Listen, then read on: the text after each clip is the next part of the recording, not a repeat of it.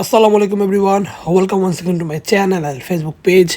অনেকদিন পর আমি কমলাপুর গেছিলাম। আসলে মূলত এমনি রাইডে বেরিয়েছিলাম। আমার সাইকেলতে তেমন টুকটাক স্টান্ট করা যায় না, মানে একদম নর্মাল বেসিক কিছু স্টান্ট করা যায়। তো গেছি অনেক দিন পর সকাল সকাল।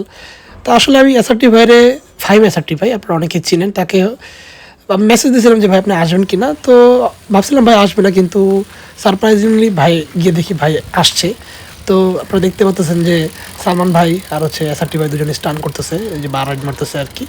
আরও বিভিন্ন স্টান করে দেখাইছে, যে ওরকম হচ্ছে যে এই যে একটা নিউ ট্রিক্স দেখেন এটা করতেছে, এটা আমি আগে কখনো দেখি নাই।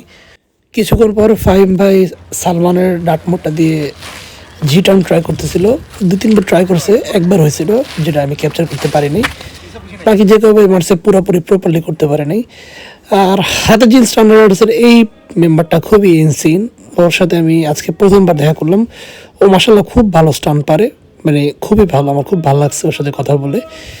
আর হাতে জেলে স্ট্যান্ডার্ডসরা এমনিও যারা যারা আছে ওরা অনেক ফ্রেন্ডলি হয়। আরেকটা ওই যে ব্যাকআপস। আজকের ভিডিওটা এখানে এন্ড করতেছি।